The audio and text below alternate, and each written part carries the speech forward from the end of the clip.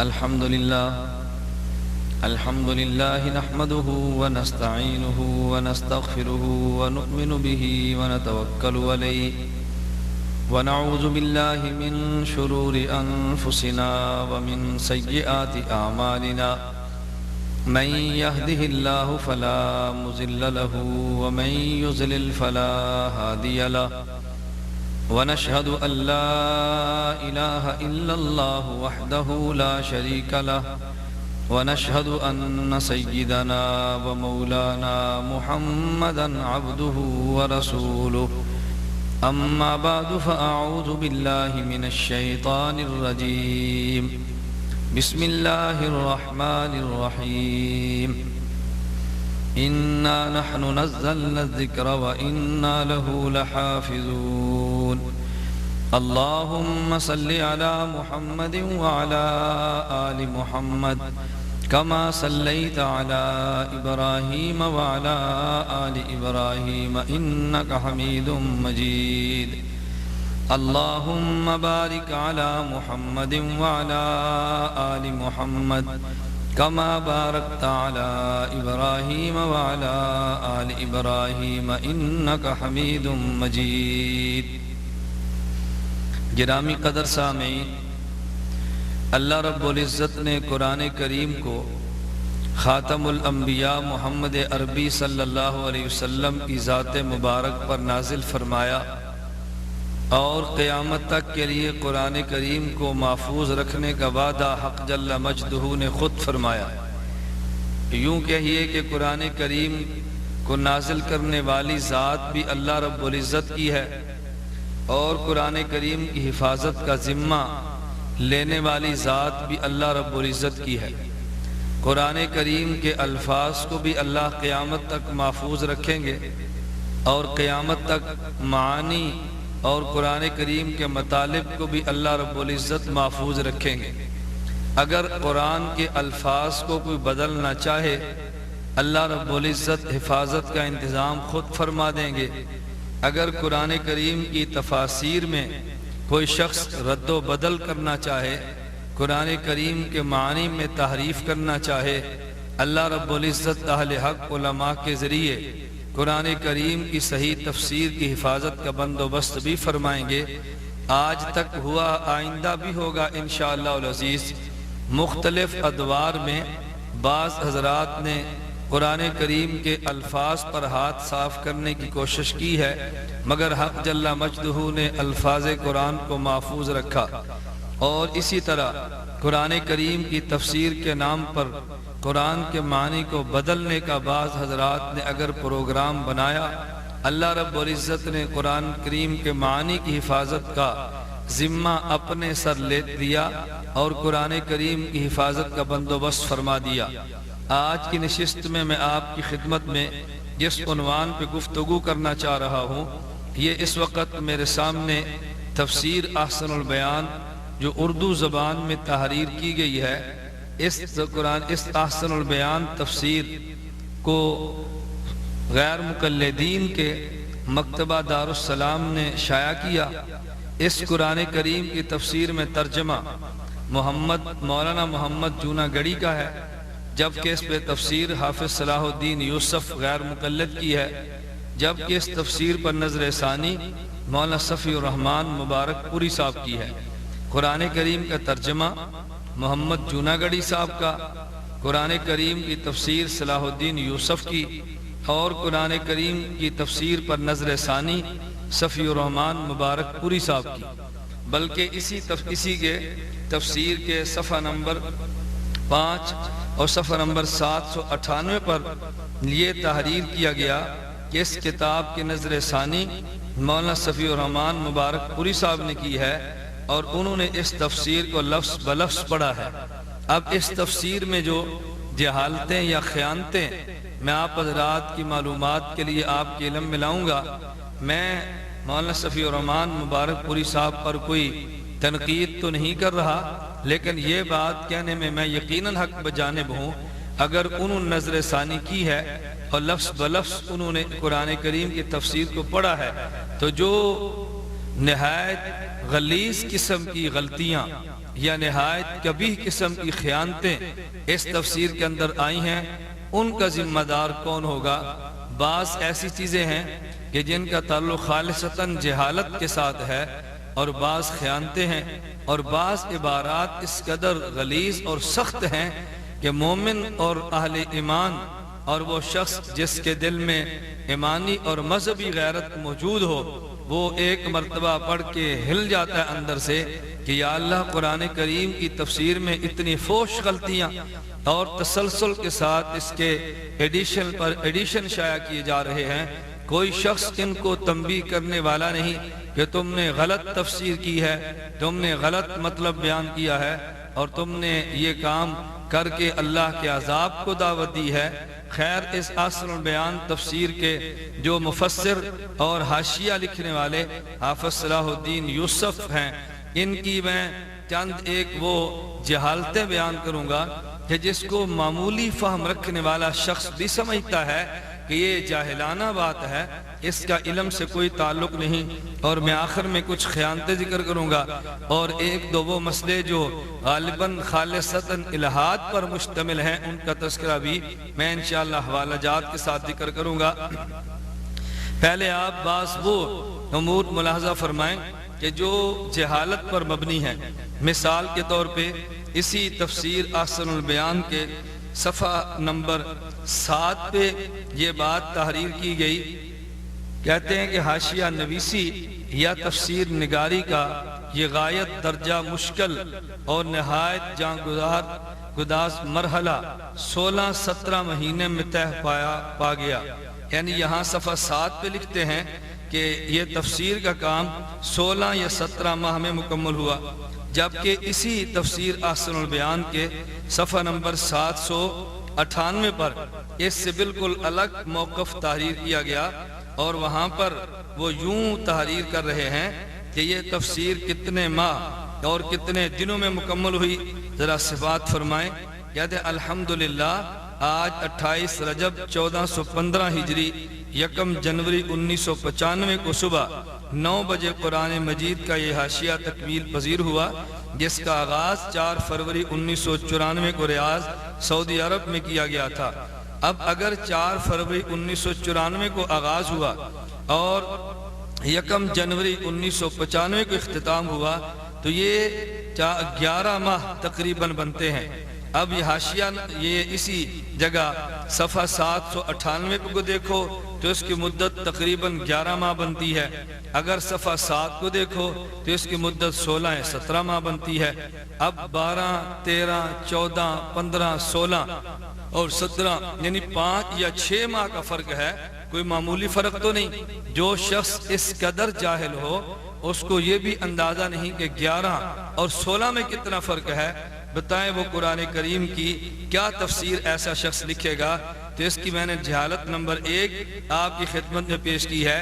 ایک سب مقام پہ لکھا کہ یہ 11 ماہ میں تفسیر مکمل ہوئی، اور ایک مقام پہ لکھا کہ یہ تفسیر 16 یا 17 ماہ میں مکمل ہوئی۔ جہالت نمبر 2، صلاح الدین یوسف صاحب نے اسی تفسیر کے شروع میں اسی عرض مفسر کے نام پہ چند ایک صفحات تحریر کیے ہیں۔ ان کے صفحہ 10 پہ جب عرض مفسر کے نام پہ تحریر کی جانے والی گفتگو ختم کیا تو آخر میں لکھتے ہیں صلاح الدین یوسف، جامع اہل حدیث، مدنی روڈ، مصطفیٰ آباد، لاہور۔ تاریخ درج کی ہے ربیع الاول 1516 ہجری بمطابق اگست 1995 ہجری۔ تو سامعین آپ حضرات خود ملاحظہ فرمائیں اور ذرا غور کریں کہ ربیع الاول 1516 ہجری کہاں اور اگست 1995 کہاں۔ اگست 1995 کے مطابق ربیع الاول 1516 نہیں بنتا، بلکہ یہ تو 1416 ہجری بنتا ہے۔ تو ایک صدی کا فرق معمولی فرق تو نہیں ہے، یعنی جو 15ویں صدی کا معاملہ تھا اس کو 100 سال بعد آنے والی صدی 16ویں صدی کا کارنامہ بیان کیا گیا۔ یعنی اب تاریخ بنتی ہے 1416 ہجری اور انہوں نے لکھی ہے 1516 ہجری۔ جس شخص کو ایک صدی کے فرق کا اندازہ نہ ہو، آپ اندازہ فرما سکتے ہیں کہ یہ شخص کتنا جاہل انسان ہوگا۔ جہالت نمبر انہی کی آپ ملاحظہ فرمائیں کہ جو مسلسل جہالتوں کا مظاہرہ کیا جا رہا ہے، یہی شخص اپنی اسی تفسیر کے یہ صفحہ نمبر 2 پہ جب سورۃ الفاتحہ کی تفسیر لکھ رہے ہیں تو سورۃ الفاتحہ کی تفسیر لکھتے ہوئے انہوں نے ایک بات تحریر کی اور دلائل دینے کی کوشش کی ہے کہ امام کے پیچھے مقتدی کو سورۃ الفاتحہ کی تلاوت نہیں کرنی چاہیے۔ اس پر احادیث پیش کی ہیں۔ خیر، احادیث پیش کرتے ہوئے اب ان احادیث کا بھی تذکرہ کیا کہ جن میں فاتحہ پڑھنے کی ممانعت معلوم ہوتی تھی۔ جب اس کا تذکرہ کیا تو کہنے لگے کہ یہ جو قرآن کریم کی آیت ہے وَإِذَا قُرِئَ الْقُرْآنُ فَاسْتَمِعُوا لَهُ وَأَنصِتُوا، جب قرآن پڑھا جائے تو سنو اور خاموش رہو، یا حدیث وَإِذَا قَرَأَ فَأَنصِتُوا بشرط صحت، جب امام قرات کرے تو خاموش رہو کا مطلب یہ ہے کہ جہری نمازوں میں مقتدی سورۃ فاتحہ کے علاوہ باقی قرات خاموشی سے سنیں، امام کے ساتھ قرآن نہ پڑھیں۔ اب سامعین دیکھیں، قرآن کریم کی آیت میں بھی یہ جہر اور سر کا کوئی فرق نہیں تھا۔ وَإِذَا قَرَأَ فَأَنصِتُوا، اس حدیث مبارک میں بھی جہر اور سر کا کوئی فرق نہیں تھا، لیکن اس مفسر نے اپنی طرف سے جہر اور سر کا فرق کرنے کی ایک کوشش کی ہے۔ چلیے، وہ تو قرآن کریم کی آیت یا حدیث مبارک کی تشریح میں اس شخص سے جہالت ہوئی۔ ایک اور بات جو میں بتانا چاہتا ہوں، ان نے اس حدیث میں کہا وَإِذَا قَرَأَ فَأَنصِتُوا بشرط صحت، یعنی بشرط صحت میں تم کم علمی کی وجہ سے یہ ثابت کرنا چاہ رہے ہوگے کہ شاید یہ حدیث صحیح نہیں، جبکہ اسی حدیث کو حضرت امام مسلم رحمہ اللہ نے صحیح مسلم حدیث نمبر 906 کتاب فرمایا ہوا عندی صحیح، کہ یہ حدیث میرے نزدیک صحیح ہے۔ اور اسی حدیث کے بارے میں شیخ ناصر الدین البانی نے ارواء الغلیل جلد نمبر 2 صفحہ نمبر 267 حدیث نمبر 499 کتاب اس حدیث کو صحیح کہا۔ تو جس کو حضرت امام مسلم جیسا جلیل القدر محدث وہ حدیث کو صحیح کہہ دے، اور جس حدیث مبارک کو ناصر الدین البانی جو تمہارا بہت بڑا محقق شمار ہوتا ہے، اگر وہ اس کو صحیح کہہ دے تو پھر تم جیسے شخص کا بشرط صحت کہہ کے اس حدیث کی صحت کو مشکوک کرنا، آپ اندازہ فرمائیں کس قدر جہالت کا ارتکاب اور جہالت کی خبر دے رہا ہے۔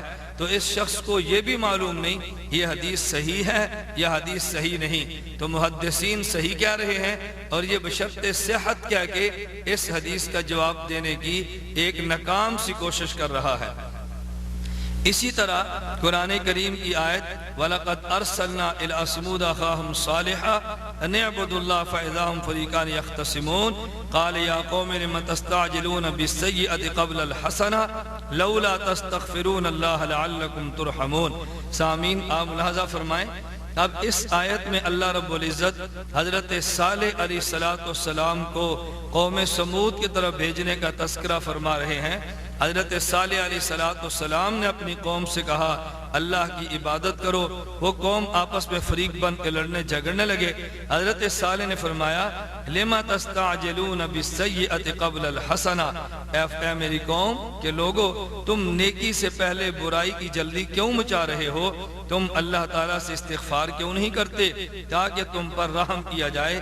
اب یہ ارشاد حضرت صالح علیہ السلام کا تھا جو حق جل مجدہ نے قرآن کریم میں نقل کیا، لیکن یہ مفسر احسن البیان اسی کے حاشیہ نمبر 7 پہ تحریر کر رہے ہیں۔ اسی کے حاشیہ نمبر 7 پہ تحریر یوں کر رہے ہیں، کہتے ہیں یعنی ایمان قبول کرنے کی بجائے تم کفر پر اصرار کر رہے ہو جو عذاب کا باعث ہے۔ علاوہ ازیں اپنے عناد و سرکشی کی وجہ سے کہتے بھی تھے کہ ہم پر عذاب لے آئے، جس کے جواب میں حضرت سمود نے یہ کہا الیاذ باللہ الیاذ باللہ، حاشا وکلا، جہالت کی حد ہوتی ہے۔ حضرت صالح علیہ السلام جو اللہ کے پیغمبر تھے، ان کے جملے کو حضرت صالح کی بجائے ان کی قوم سمود کا جملہ کہہ دیا۔ بتائیں کس قدر یہ جہالت کی بات ہے۔ اچھا ممکن ہے کوئی صاحب یہ کہہ دیں کہ نہیں جی یہاں پر ان سے غلطی ہو گئی اور ان نے غلطی میں یہ کہہ دیا۔ غلطی ایک بار ہوتی ہے یا بار بار؟ اسی تفسیر کے آگے احسن البیان صفحہ نمبر 499 کہ حاشیہ نمبر 1 پر یہی مفسر دوبارہ اس جہالت کا اظہار یوں کر رہے ہیں۔ حضرت صالح علیہ السلام نے اپنی قوم سے جو گفتگو ہوئی تو صالح علیہ السلام نے فرمایا تمتعوا فی دارکم ثلاثۃ ایام، کہ حضرت صالح علیہ السلام کی قوم پہ جب عذاب آنے لگا تو اب حضرت صالح علیہ السلام اپنی قوم کو ارشاد فرما رہے ہیں تمتعوا فی دارکم ثلاثۃ ایام۔ اب اندازہ فرماؤ یہ جملہ حضرت صالح علیہ السلام کا تھا، لیکن اس مفسر نے پھر وہی بات یہاں پر بھی دہرا دی۔ کہتے حضرت سمود نے کہا کہ 3 دن بعد تم پر عذاب آ جائے گا۔ سامعین بتاؤ یہ حضرت سمود کون ہے؟ حضرت صالح علیہ السلام تو اللہ کے نبی ہیں اور سمود ان کی قوم ہے۔ کہتا ہے یعنی صالح کو اور اس کے گھر والوں کو قتل کر دیں گے۔ یہ قسمیں انہوں نے اس وقت کھائیں جب اونٹنی کے قتل کے بعد حضرت سمود نے کہا کہ 3 دن کے بعد تم پر عذاب آ جائے گا۔ ہاشا وکاللہ، ہاشا وکاللہ، الیاذ باللہ۔ کہاں نبی اور کہاں قوم سمود، اتنی بڑی غلطی۔ پھر یہی شخص یہاں پر نہیں بلکہ ایک اور جگہ پہ صفحہ نمبر 421 یہی سب تفسیر میں اس غلطی کو پھر دہرا رہا ہے۔ آدمی کا دماغ پڑتا ہے کہ یا اللہ اتنی بڑی جہالت، اتنا بڑا ظلم، اتنی بڑی غلطی، اور کوئی شخص اس کو تنبیہ کرنے والا نہیں، کوئی شخص اس کو ٹوکنے والا نہیں، کوئی اس کو بتانے والا نہیں کہ تم نے بہت بڑی یہ غلط بات لکھی ہے۔ تفسیر آثر البیان صفحہ 421 میں یہ قرآن کریم کی آیت فَلْيَأْتِنَا بِآیَةٍ كَمَا أُرْسِلَ الْأَوَّلُونَ، یہ سورۃ الانبیاء آیت نمبر 5، اس کے حاشیہ 7 کے تحت لکھتے ہیں جس طرح سمود کے لیے اونٹنی، موسیٰ کے لیے عصا اور ید بیضا وغیرہ، یعنی قوم اپنے نبی سے کہہ رہی ہے فَلْيَأْتِنَا بِآیَةٍ كَمَا أُرْسِلَ الْأَوَّلُونَ، ورنہ ہمارے سامنے یہ کوئی ایسی نشانی لاتے جیسے کہ اگلے پیغمبر بھیجے گئے تھے۔ یعنی قرآن کہہ رہا ہے قوم نے مطالبہ اپنے پیغمبر سے کیا کہ تم ایسے آیت، ایسے نشانی اور معجزہ لے کر آؤ جیسے اور انبیاء کو رب نے معجزات دے کر بھیجے۔ اب اس نے کیا کہہ دیا؟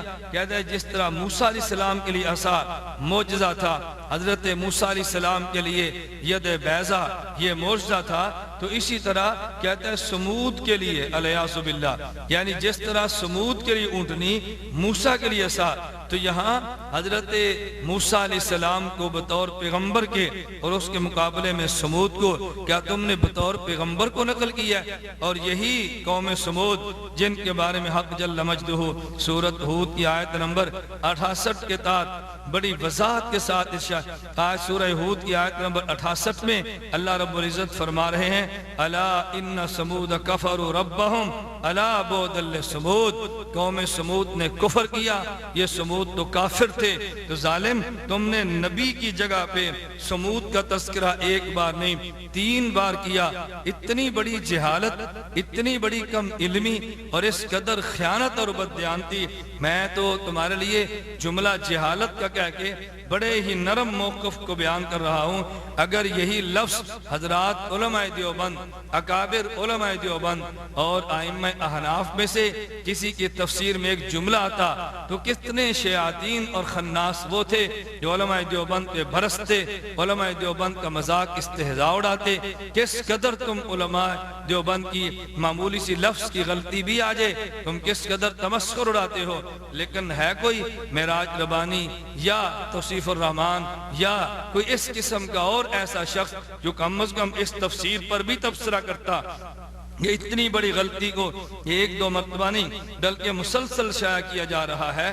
یہ مسلسل اتنی بڑی غلطی شائع ہو رہی ہے لیکن کوئی شخص بھی روک ٹوک کرنے والا نہیں ہے۔ اسی طرح جس کی آپ جہالت کا مظاہرہ فرمائیں، یہی تفسیر احسن البیان صفحہ نمبر 630 کے حاشیہ نمبر 6 پہ اب یہ جملہ کیا کہتے ہیں؟ یہ قرآن کریم سورہ حامیم السجدہ 24واں پارہ، یہ صفحہ نمبر 630 پہ قرآن کریم کی آیت ان ربک لذو مغفرۃ وذو عقاب علیم، یقیناً آپ کا پروردگار معافی والا اور دردناک عذابوں والا ہے۔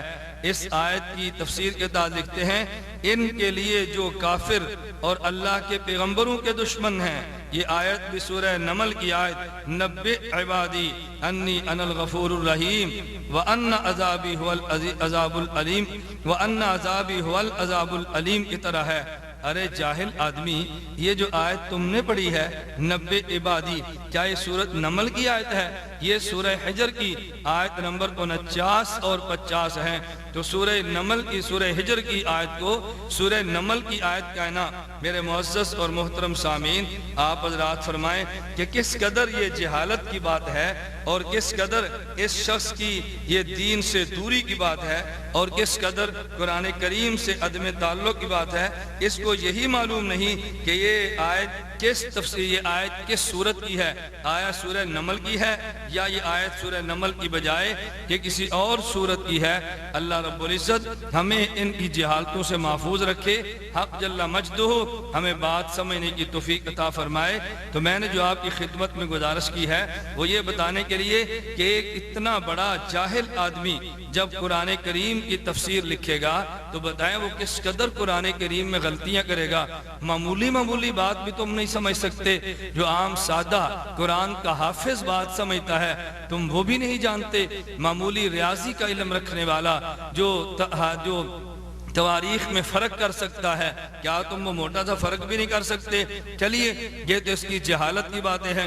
اور اسی طرح ان شخصوں کی آپ جہالت پہ ذرا متوجہ ہوں، بڑی اہم قسم کی جہالت جو میں آپ کی خدمت میں عرض کر رہا ہوں، آپ ذرا اس کا ملاحظہ فرمائیں۔ اسی تفسیر احسن البیان کے صفحہ 7 پہ جناب ایک بات لکھتے ہیں، اور اس سے قبل میں ایک بات کہنا چاہتا ہوں، پہلے اس کو سمجھیں۔ وہ یہ کہ ایک ہے لفظ اللہ اور ایک ہے لفظ خدا۔ تو لفظ خدا کے بارے میں غیر مقلدین کا موقف کیا ہے؟ صلاۃ الرسول سیالکوٹی، صلاۃ الرسول سیالکوٹی کی کتاب جس پر حاشیہ لقمان ڈاکٹر لقمان سلفی کا ہے، اس کے اہتمام سے چھپی ہے، اس کے صفحہ 2 پر لکھا ہے کہ خدا اور خداوند جیسے الفاظ پوری کتاب سے حذف کر دیے گئے، یعنی جہاں جہاں سیالکوٹی صاحب نے صلاۃ الرسول صلی اللہ علیہ وسلم یہ لفظ لکھے تھے وہ حذف کر دیے گئے۔ اسی طرح سیالکوٹی صاحب کی کتاب سبیر الرسول ڈاکٹر لقمان سلفی کی تصحیح تنقیح سے چھپی، اس کے ٹائٹل پر لکھا ہے چونکہ اللہ کے لیے خدا کا کلمہ استعمال کرنا جائز نہیں، اس لیے پوری کتاب میں خدا کی جگہ اللہ کا کلمہ استعمال کیا گیا ہے۔ گویا کہ لقمان سلفی یہ لوگ یہ عقیدہ، یہ ذہن اور نظریہ رکھتے ہیں کہ لفظ اللہ کا استعمال تو ٹھیک ہے مگر اردو زبان میں لفظ خدا کا استعمال ٹھیک نہیں۔ اب سامعین اسی اصول کے تحت جو انہوں نے گفتگو کیا وہ سماعت فرمائیں۔ احسن البیان صفحہ 7 پہ لکھتے ہیں، کہتے ہیں اردو میں اللہ تعالیٰ کے لیے خدا کا لفظ بول چار اور تحریر میں عام ہے، لیکن اصلاً یہ لفظ فارسی زبان کا ہے اور فارس کے آتش پرستوں کے ہاں بالخصوص یہ لفظ استعمال ہوتا ہے جو دو خداؤں کے قائل ہیں، ایک کو وہ اہرمن اور دوسرے کو یزداں کہتے ہیں، اس لیے یہ لفظ در اصل مجوسیوں کے عقیدہ سنویت دو خدا ہونے کا مظہر ہے۔ یعنی چونکہ فارسی لوگ لفظ خدا کہتے ہیں اور ان کے یہاں خدا دو ہیں، ایک اہرمن اور ایک یزداں، تو جب وہ خدا کہتے ہیں تو اس سے عقیدہ سنویت یعنی دو خدا ہونے کا شبہ پیدا ہوتا ہے۔ بنا بری اہل توحید کو اس لفظ کی بجائے اللہ کا لفظ ہی استعمال کرنا چاہیے، یہ بہتر بھی ہے اور باعث ثواب بھی ہے۔ بنا بری اس مختصر تفسیر کا ایک امتیاز یہ بھی ہے کہ اس میں کوشش کی گئی ہے کہ خدا کا لفظ سوائے ناگزیر تراکیب کے کہیں استعمال نہ ہو۔ اس جملے پہ ذرا سامعین آپ غور فرمائیں، اس میں کوشش کی گئی ہے کہ خدا کا لفظ سوائے ناگزیر تراکیب کے کہیں استعمال نہ ہو۔ اس میں جو ترجمہ دیا گیا ہے وہ دراصل مولانا محمد جونا گڑی رحمہ اللہ کا ہے، جو ان کی مترجم تفسیر ابن کثیر کے ساتھ ہے۔ اب سامعین آپ حضرات اس پہ تھوڑا سا توجہ فرمائیں، انہوں نے دو باتیں کی ہیں۔ نمبر ایک کہ جس سے معلوم ہوا کہ محمد جونا گڑی صاحب کے ترجمے میں اللہ کا ترجمہ لفظ خدا سے کئی بار کیا گیا اور انہوں نے اس لفظ خدا کو جہاں لکھا تھا بدل کے لفظ اللہ لکھ دیا۔ اب میرا سوال یہ ہے، اگر یہ لفظ خدا مجوسیوں کے عقیدہ سنویت کا مظہر ہے، اگر اس سے شرک کی بو آتی ہے تو محمد جونا گڑی جس کے ترجمے کو بنیاد بنا کر تم نے اوپر تفسیر لکھی اور حواشی لکھے، کیا محمد جونا گڑی اس موٹے سے مسئلے کو نہیں جانتا تھا؟ کیا محمد جونا گڑی خود اس مسئلے سے جاہل تھا؟ تو جو آدمی اپنی تفسیر میں ایسے الفاظ کو لائے جو مجوسیوں کے عقیدہ سنویت کا مظہر بنے، ایسے الفاظ کو لائے کہ جس سے شرک کی بو آتی ہو، ایسے شخص کی تفسیر ترجمے کو متن بنا کے کیا اس پہ تفسیر اہل سنت والجماعت کو دی جا سکتی ہے؟ نمبر ایک۔ دوسری بات تم نے پھر یہ کہی کہ ہم نے لفظ خدا کو بدل ڈالا، لفظ خدا لکھا لیکن کہاں پہ تبدیلی نہیں کی؟ کہتے ہیں اس میں کوشش کی گئی ہے کہ خدا کا لفظ سوائے ناگزیر تراکیب کے کہیں استعمال نہ ہو۔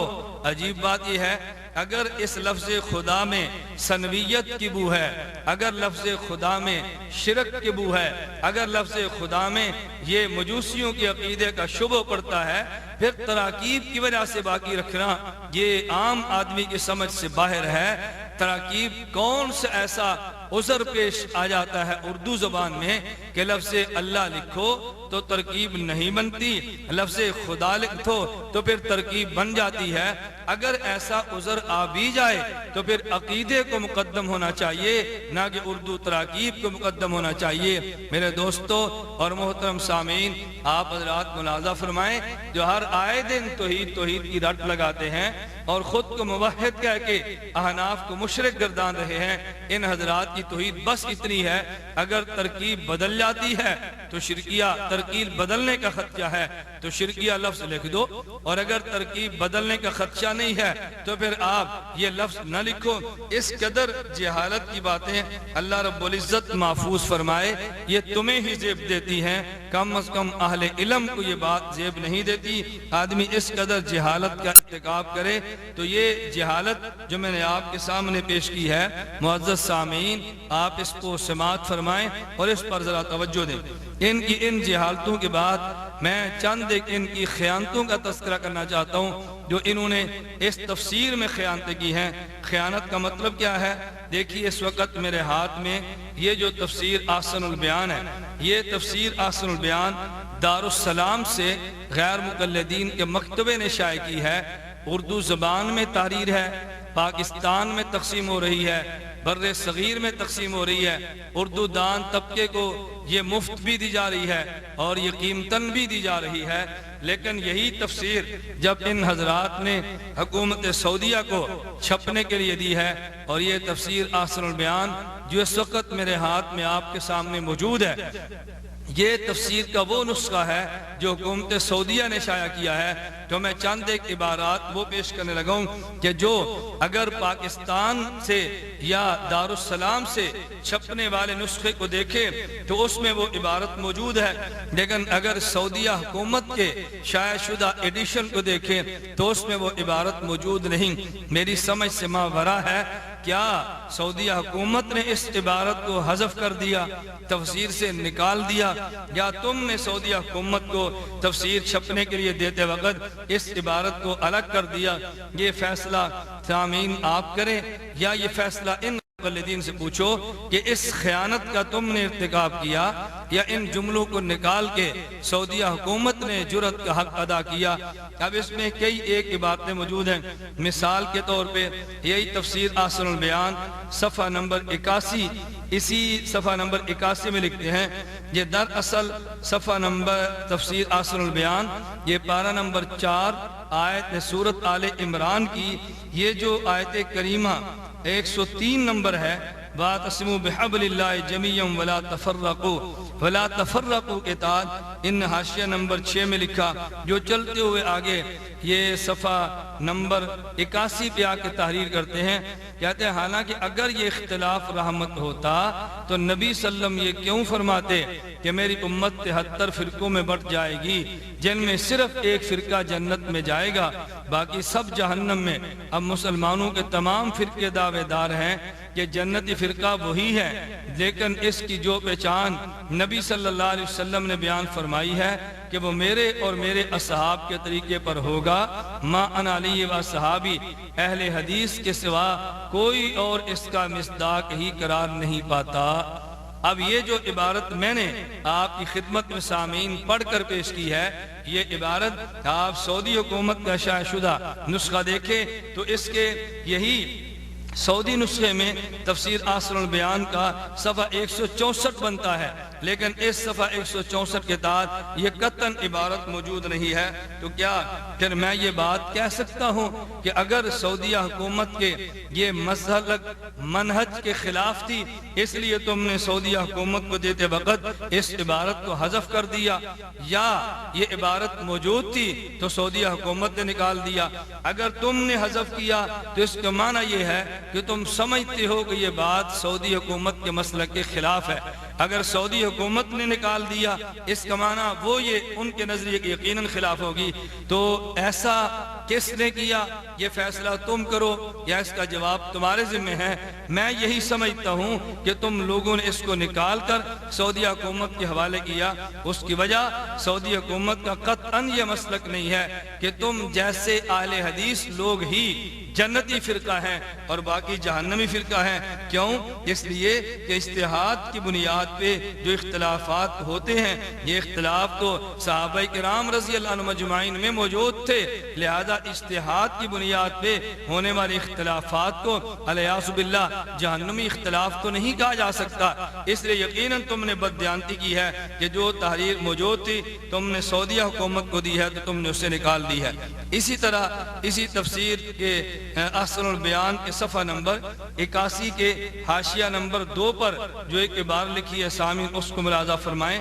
قرآن کریم کی آیت یوم تبیض وجوہ وتسود وجوہ، پارہ نمبر 4 سورہ آل عمران آیت نمبر 106 کہ بعض چہرے جس دن سفید ہوں گے اور بعض سیاہ چہرے والوں سے کہا جائے گا۔ یہ آگے قرآن کریم کی آیات چل رہی ہیں۔ اس کے تحت لکھتے ہیں کہ حضرت ابن عباس رضی اللہ عنہما نے اس سے اہل سنت والجماعت اور اہل بدعت و افتراق مراد لیے ہیں، یعنی جن کے چہرے قیامت کے دن سفید ہوں گے یہ وہ لوگ ہیں جو اہل سنت والجماعت ہیں، اور جن کے چہرے سیاہ ہوں گے یہ وہ لوگ ہیں جو اہل بدعت اور اہل افتراق ہیں۔ اب اگلی جو عبارت لکھی کہتا ہے جس سے معلوم ہوا کہ اسلام وہی ہے جس پر اہل سنت والجماعت عمل پیرا ہیں اور اس کے مصداق کامل صرف اہل حدیث ہیں۔ اس کے مصداق کامل صرف اہل حدیث ہیں۔ یہی میرے ہاتھ میں تفسیر آسر البیان جو سعودیہ سے چھپی ہے اس کے نسخہ کے صفحہ 164 پر یہ عبارت ابن عباس رضی اللہ عنہما والی موجود ہے، لیکن اگلی عبارت کہ جس سے معلوم ہوا کہ اسلام وہی ہے جس پر اہل سنت والجماعت عمل پیرا ہیں اور اس کے مصداق کامل صرف اہل حدیث ہیں، یہ جملہ سعودیہ سے چھپنے والی تفسیر میں موجود نہیں۔ کیوں؟ اس لیے کہ سعودیہ حکومت والے قطعاً احناف، مالکیہ، شوافی اور حنابلہ ان کو اہل سنت والجماعت سے خارج قرار نہیں دیتے، بلکہ ان فرقوں کو اہل سنت والجماعت کے ناجی فرقوں میں شمار کیا جاتا ہے۔ اب اگر اس عبارت کو رکھ لیا جاتا تو یقیناً یہ سعودی حکومت کے مسلک، سعودی حکومت کے مشرب کے خلاف تھی، اس لیے اس عبارت کو یہاں سے حذف کر دیا گیا، کیونکہ اس قدر بددیانتی کا مظاہرہ کرتے ہوئے تم نے سعودی حکومت کے ساتھ بھی دغا بازی کرنے سے کام نہیں لیا۔ اللہ رب العزت حفاظت فرمائے کہ اس قدر یہ بددیانتی اور خیانت اور بے باکی اور یہ دین کے معاملے میں جرأت کی بات ہے۔ تفسیر آسر البیان صفحہ نمبر 113 حاشیہ نمبر 4 میں یہ پارہ نمبر 5 سورۃ النساء، اس آیت اس قرآن کریم سورہ پارہ نمبر 5 اور سورۃ النساء اس کی آیت نمبر 64 کے تحت جو حاشیہ لکھا وہ ملاحظہ فرمائیں۔ وَمَا أَرْسَلْنَا مِن رَّسُولٍ إِلَّا لِيُطَاعَ بِإِذْنِ اللَّهِ وَلَوْ أَنَّهُمْ إِذْ ظَلَمُوا أَنفُسَهُمْ جَاءُوكَ فَاسْتَغْفَرُوا اللَّهَ وَاسْتَغْفَرَ لَهُمُ الرَّسُولُ لَوَجَدُوا اللَّهَ تَوَّابًا رَّحِيمًا۔ اللہ رب العزت ارشاد فرما رہے ہیں میں نے پیغمبر اس لیے بھیجا کہ لوگ پیغمبر کی اطاعت اللہ کے حکم سے کریں، پیغمبر کی اطاعت اللہ کے حکم سے کی جائے۔ اگر وہ لوگ کوئی جرم کر لیں، اپنی جانوں پر ظلم کر لیں، نبی کے پاس آئیں، اللہ سے معافی مانگیں اور رسول صلی اللہ علیہ وسلم بھی ان کے لیے معافی مانگیں، تو وہ یقیناً اللہ تعالیٰ کو معاف کرنے والا اور مہربان پائیں گے۔ اس آیت کے تحت یعنی لکھا ظاہر بات ہے کہ اپنے پس منظر کے لحاظ سے بھی اور الفاظ کے اعتبار سے بھی اس ہدایت کا تعلق صرف آپ صلی اللہ علیہ وسلم کی زندگی سے تھا، لیکن بعض لوگ کہتے ہیں کہ آج بھی روزہ نبوی پر استغفار کے لیے حاضری ایسی ہی ہے جیسے آپ کی زندگی میں تھی۔ انا للہ و انا الیہ راجعون تف ہے ایسے فہم قرآن پر، اور 1000 بار توبہ ہے ایسی تفسیر قرآن سے۔ عجیب بات ہے، اگر یہ موقف جو تم نے بیان کیا کہ نبی کریم صلی اللہ علیہ وسلم کی جس طرح دنیا والی زندگی میں پیغمبر سے جا کے استغفار کی درخواست کرائی جا سکتی تھی، اور آج نبی پاک صلی اللہ علیہ وسلم کے روضہ مبارک پہ جا کے استغفار کی درخواست کرنا غلط ہے، تو یہ جو تم نے اس موقف کی تردید کی ہے، یہ جب سعودیہ حکومت کو چھپنے کے لیے تفسیر دی ہے، اس میں تم نے کیوں حذف کیا؟ تفسیر احسن البیان جو سعودی حکومت کا نسخہ ہے، اس کے صفحہ نمبر 233 پر یہ ساری عبارت موجود ہے، لیکن وہاں پر یہ جملے قطعاً موجود نہیں، جس سے معلوم ہوا کہ یہ نظریہ جو تم نے بیان کیا سعودیہ حکومت کے مسلک کے خلاف تھا، تم نے حذف کر لیا۔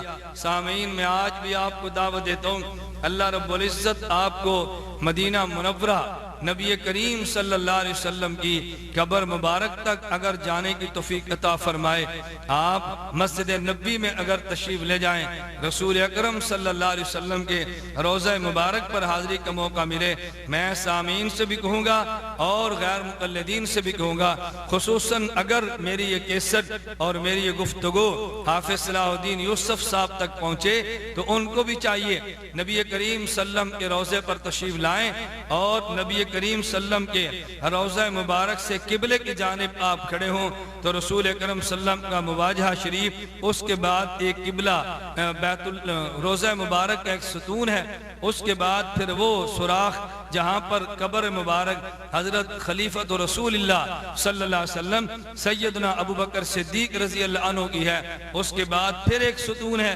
اس ستون کے بعد پھر وہ سوراخ ہے کہ جس میں اندر سے قبر نظر آتی ہے امیر المومنین حضرت عمر بن خطاب رضی اللہ عنہ کی۔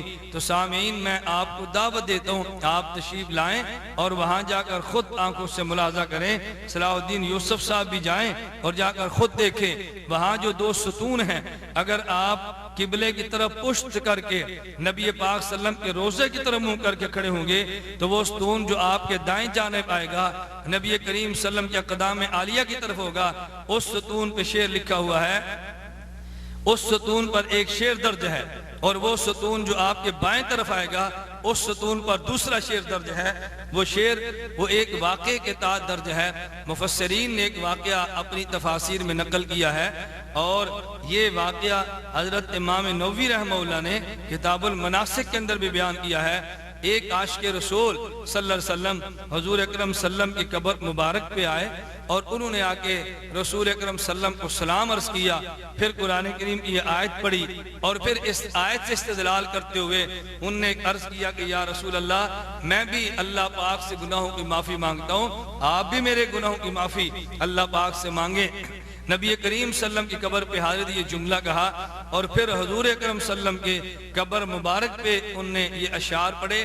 یہ 2 اشعار آج بھی ان ستونوں پر درج ہیں۔ انہوں نے کہا یا خیر من دفنت بالقاء اعظمہ فتاب من طیبہن من القاء والاکم نفس الفداء لقبر انت ساکنہ فیہ الجود والعفاف والکرم۔ یہ آج بھی اشعار درج ہیں۔ انہوں نے کہا یا خیر من دفنت بالقاء اعظمہ، ہے وہ شخص جو ان تمام ذاتوں سے بہتر ہے کہ جو مدفون ہیں زمین میں۔ یا خیر من دفنت بالقاء اعظمہ، یا خیر من دفنت بالقاء اعظمہ۔ آگے انہوں نے کہا یا خیر من دفنت بالقاء اعظمہ، اے وہ ذات جو ان تمام سے بہتر ہے کہ جو ان جگہوں پہ آج مدفون ہے، فتاب من طیبہن من الکاء والعقم، اس قبر مبارک کی برکت سے آج دیکھیں خوشبوئیں مہک رہی ہیں، جہان معطر ہو رہے ہیں۔ نفس الفداء لقبر انت ساکنہ، میری جان قربان اس قبر پہ جس میں آپ تشریف فرما ہیں، آپ سکونت پذیر ہیں۔ فیہ الجود والعفاف والکرم، اس میں جود، عفاف اور سخاوت بھی ہے۔ اب سامعین مجھے بتائیں، اگر یہ سعودی حکومت کے خلاف عقیدہ ہوتا، اس شعر کو کھرچ نہ دیا جاتا، اس شعر کو ختم نہ کر دیا جاتا۔ یہ شعر آج بھی موجود ہے اور مفسرین نے اس آیت کے تحت یہ واقعہ بھی بیان کیا ہے۔ میں ہی گزارش کر رہا ہوں کہ اگر یہ نظریہ جس کی تردید تم نے کی ہے، اگر سعودی حکومت بھی تردید کرتی تو تمہیں کیا ضرورت پیش آئی تھی کہ تم سعودی حکومت کو جب چھاپنے کے لیے احسن البیان دیتے اسے حذف کر دیتے، یا تم نے حذف کیا ان کو دیا یا انہوں نے اس کو نکال دیا کہ یہ ان کے نظریے کے مطابق تحریر نہیں تھی۔ اللہ ہمیں بات سمجھنے کی توفیق عطا فرمائے۔ اور اسی تفسیر احسن البیان کے صفحہ نمبر 129 حاشیہ نمبر 4، یہ جو دارالسلام سے چھپا ہے، اس میں سورہ پارہ نمبر 5 اور سورۃ النساء، پارہ نمبر 5 اور سورۃ النساء آیت کریمہ، انکم اذم مثلہم ان اللہ جامع المنافقین والکافرین فی جہنم جمیعا۔ اللہ رب العزت اس آیت کریمہ میں نبی کریم صلی اللہ علیہ وسلم پہ جو قرآن کریم اتارا، اس آیت کریمہ میں ایک مسئلہ ارشاد فرما رہے ہیں کہ جب تم اللہ کی آیات کے ساتھ کفر ہوتا ہوا سنو، اس کا مذاق اڑاتا ہوا سنو، پھر وہاں ان کے ساتھ نہ بیٹھو یہاں تک کہ وہ لوگ کسی اور بات کے اندر مشغول نہ ہو جائیں۔ اگر تم بیٹھے رہو گے پھر تم بھی ان جیسے بن جاؤ گے۔ اس کے تحت حاشیے میں لکھتے ہیں، امام شوکانی فرماتے ہیں کہ انہی میں درس و تدریس کے وہ حلقے بھی آ جاتے ہیں جہاں تقلیدی آراء کے مقابلے میں قرآن اور حدیث نبوی کا رد اور اس کا استہزاء کیا جاتا ہے۔ بہرحال اس قسم کی تمام مذکورہ مجالس میں شرکت سخت گناہ ہے۔ میرے معزز سامعین، یہی عبارت جب سعودی نسخہ صفحہ 265 پر یہ تفسیر موجود ہے، وہاں اس جملے کو حذف کر دیا گیا، وہاں یہ جملہ موجود نہیں ہے۔ کیوں؟ اس لیے کہ ان کے علم میں ہے سعودی حکومت ائمہ اربعہ کے مقلدین کے بارے میں اس غلط فہمی کو قطعاً قبول کرنے کے لیے تیار نہیں ہے۔ وہ چاروں مسالک کو ترجیح دیتی ہے اور چاروں مسالک کے علماء کو تسلیم کرتی ہے، چاروں ائمہ کے مقلدین کے ساتھ پیار اور محبت کا معاملہ فرما رہے ہیں۔ اگر نا یقین ہے، اب تو بحمد اللہ تعالی سعودیہ حکومت میں باقاعدہ ہیئت کبار العلماء میں اس بالکل حنفی، شافی اور مالکی، حنبلی چاروں مسلک کے علماء کو نمائندگی دی گئی ہے، اور اس میں کوئی ایک بھی غیر مقلد نہیں کہ جس کو نمائندگی دی گئی ہو۔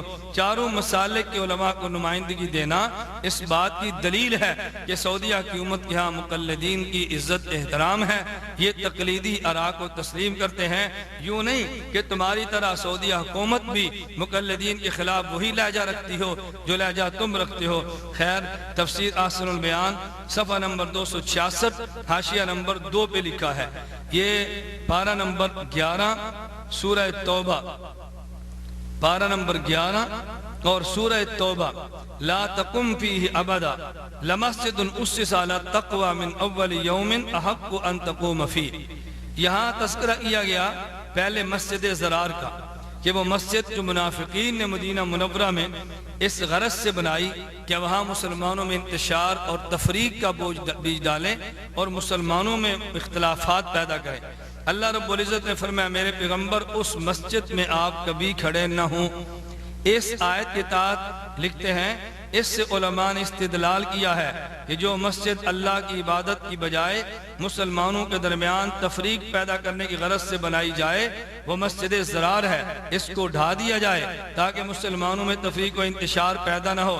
لیکن اس امت مسلمہ میں ایسے ظالم بھی پیدا ہوئے جنہوں نے تفریق کی بنیاد پر نئی نئی مسجدیں ہی نہیں بنائی بلکہ خود خانہ کعبہ کے اندر 4 مصلے قائم کر کے مسلمانوں کو 4 ٹکڑوں میں تقسیم کیے رکھا۔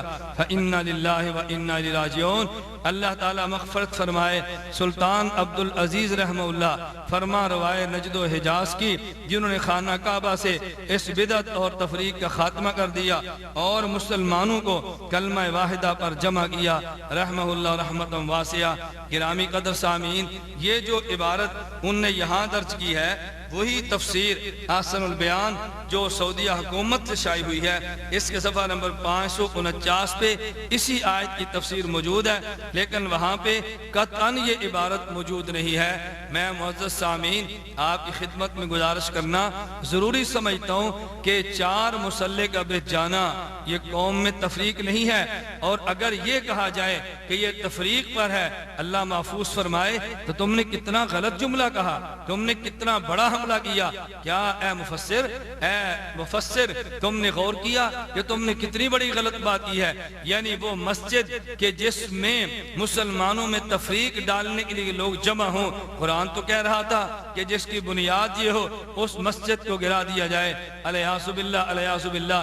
تو کیا خانہ کعبہ اگر اس میں تفریق کی بنیاد یہ تھی کہ 4 مسلح قائم ہوئے، تو کسی شخص نے سوچا اس بنیاد پر الیاذ باللہ بیت اللہ، خانہ کعبہ یا مسجد حرام کو گرا دیا جائے کہ وہاں مسلمانوں میں تفریق اور مسلمانوں میں انتشار پیدا کیا جا رہا ہے؟ آج تک کسی نے جملہ نہیں کہا سوائے تمہارے، تم نے کتنی غلط بات کہہ دی ہے۔ اور عجیب بات یہ ہے کہ جب حرم میں مسلح 4 تھے تو مقلدین تھے، آج مسلح 1 ہے تب بھی مقلدین ہیں۔ اگر حنفی ہوں وہ بھی ہمارے، مالکی ہوں وہ بھی ہمارے، شافعی ہوں وہ بھی ہمارے، حنبلی ہوں تو وہ بھی ہمارے، علم میں سے تمہارا تو کوئی بھی نہیں بنتا۔ تم تو تقلید کو شرک کہہ رہے ہو، اور مقلدین کے بچھائے جانے والے مسلوں کو تم تفریق کی بنیاد قرار دیتے ہو۔ تو حنبلی مسلح ہو تمہارے ہاں تو پھر وہ بھی تفریق ہوگا، اگر مالکی شافعی ہو تو تمہارے ہاں تو پھر وہ بھی تفریق شمار ہوگا۔ میں نے اس لیے گزارش کی ہے کہ جب 4 مسلح تھے تب بھی مقلدین کے، 1 مسلح ہے تب بھی مقلدین کا، تمہارا نہ تب تھا نہ اب ہے، اور نہ ہی انشاءاللہ قیامت کی صبح تک غیر مقلدین کا مسلح اس حرم میں بچھے گا۔ اللہ رب العزت تمہارے شر سے حدود حرم کو بھی محفوظ رکھے۔ گرامی قدر سامعین، لیکن یہ عبارت اس نسخے میں موجود نہیں جو ان نے سعودیہ حکومت کو پیش کیا ہے۔ اب آئیے تفسیر احسن البیان صفحہ 105 کے حاشیہ نمبر 1 کو ملاحظہ فرمائیں۔ پارہ نمبر 5 سورۃ النساء، والمحصنات من النساء الا ما ملکت ایمانکم۔ اس آیت کے تحت انہوں نے ایک مسئلہ بیان کیا، کہتے ہیں کہ عورت کے مرد کے لیے حلال ہونے اور مرد عورت سے نفع اٹھائے، اس کی شریعت نے 2 صورتیں بیان کی ہیں۔ اس کی ایک صورت تو یہ ہے کہ نکاح کر کے مرد عورت سے نفع حاصل کرے، نکاح کر کے مرد عورت کو جائز طریقے سے اپنے استعمال میں لائے، اور کہتے ہیں دوسرا ذریعہ وہ جنگ میں قیدیوں والا ہے۔ اب معزز سامعین آپ حضرات غور فرمائیں، اس میں جملہ کون سا لکھا؟ کہتے ہیں دوسرا ذریعہ جنگ میں قیدیوں والا تھا کہ کافروں کی قیدی عورتوں کو مسلمانوں میں تقسیم کر دیا جاتا تھا اور وہ ان کی لونڈیاں بن کر ان کے پاس رہتی تھیں۔ اس دور میں قیدیوں کے لیے کوئی بین الاقوامی قانون موجود نہیں تھا، اس دور میں قیدیوں کے لیے کوئی بین الاقوامی قانون تو تھا نہیں، اس لیے اس دور کے اعتبار سے بہترین حل تھا۔ الیاذ باللہ، اتنا بڑا الہاد، اتنا بڑا جرم، شریعت کے قانون پہ اعتراض، یعنی یوں کہنا چاہتے ہیں کہ چونکہ اس وقت بین الاقوامی قانون موجود نہیں تھا، اس لیے شریعت نے کافر عورت کو بطور لونڈی مسلمان مرد کے حرم میں رکھنے کی اجازت دی۔ تو کیا اگر کوئی بین الاقوامی قانون آ جائے تو پھر شریعت کے حکم کو بدل دیا جائے گا؟ تم یہ بتاؤ، کیا قرآن کا قانون ازلی اور ابدی نہیں ہے؟ کیا قرآن کا قانون قیامت تک کے لیے نہیں ہے؟ کیا قرآنی قانون عالمگیر نہیں ہے؟ کیا قرآنی قانون دنیا بھر میں ہر خطے میں بسنے والے مسلمان کے لیے نہیں ہے؟ پھر بین الاقوامی قانون کے ہونے کا مطلب کیا ہوا؟ کیا تم یہ تاثر دینا چاہتے ہو کہ قانون اس وقت ہے جب بین الاقوامی قانون موجود نہ ہو؟ اگر بین الاقوامی قانون آ جائے پھر قرآن کے حکم کو ختم کر دیا جائے گا۔ اور یہی وجہ، چونکہ تمہارے علم میں تھا یہ تم نے جرم کیا، تمہارے علم میں تھا تم نے یہ بات غلط تحریر کی ہے، تمہارے علم میں تھا یہ جملہ الہاد پر مبنی ہے، اس لیے جب یہی تم نے تفسیر چھپنے کے لیے تفسیر احسن البیان تم نے سعودی حکومت کو دی ہے، اسی تو حکومت کو دی جانے والے اس کے 215 پہ یہ تفسیر موجود ہے، لیکن اس میں قطعاً وہ مسئلہ قطعاً وہ جملہ موجود نہیں۔ کہتے ہیں اس لیے یہ اس دور کے اعتبار سے بہترین حل تھا، یہ جملہ حذف کر کے تم نے سعودیہ حکومت کے حوالے تفسیر کو کیا۔ تمہیں بہت خوبی معلوم ہے کہ چونکہ یہ جملہ الہات پر مبنی ہے جو سعودیہ مسلمان حکومت کے لیے قطعاً قابل قبول نہیں ہے۔ گرامی قدر سامعین، میں نے آج کی نشست میں ان کی خیانتیں اور ان کی بددیانتیں آپ کے سامنے رکھی ہیں۔ 6 خیانتیں بیان کی ہیں، 6 ان کی جہالتیں بیان کی ہیں، اور 7 ان کی خیانتیں اور بددیانتیں آپ کے سامنے رکھی ہیں، تاکہ آپ کے علم میں آئے کہ یہ تفسیر احسن البیان جو اس وقت شائع کی جا رہی ہے، یہ تفسیر احسن البیان اس میں کس قدر جہالتوں سے اور کس قدر خیانتوں سے کام لیا گیا۔ اللہ رب العزت ہمیں ان کی جہالتوں کے شر سے بھی محفوظ رکھے، حق جل مجدہ ہمیں ان کی خیانتوں کے شر سے بھی محفوظ رکھے، اور اللہ ہمیں علماء اہل سنت والجماعت کے نقش قدم پر چلنے کی توفیق عطا فرمائے۔ حق جل مجدہ ہمیں علماء، ائمہ اور فقہا اور محدثین کا احترام کرنے کی توفیق عطا فرمائے، اور جو علماء، محدثین اور فقہا سے بغض عداوت رکھتے ہوں، حق جل مجدہ مجھے اور آپ سب کو ان سے محفوظ رکھے۔ کہ میں نے نہایت اختصار کے ساتھ تفسیر احسن البیان پہ حاشیہ لکھنے والے یہ مفسر حافظ صلاح الدین یوسف کی 6 خیانتیں، 6 جہالتیں اور 7 خیانتیں اور بددیانتی، ان کی 6 جہالتیں اور 7 خیانتیں اور بددیانتیاں آپ کے سامنے پیش کی ہیں، تو آپ کے علم میں آئے کہ لوگ قرآن کریم کی تفسیر کے نام پہ بھی جہالت اور خیانت سے باز نہیں آ رہے۔ اللہ رب العزت مجھے اور آپ کو صراط مستقیم پر چلنے کی توفیق عطا فرمائے۔ اللہ ہم سب کو قرآن کریم کے الفاظ اور قرآن کریم کے معانی کی حفاظت کی توفیق عطا فرمائے۔ اللہ ہم سب کو قرآن کریم کی خدمت کے لیے قبول فرمائے۔ وآخر دعوانا ان الحمد للہ رب العالمین۔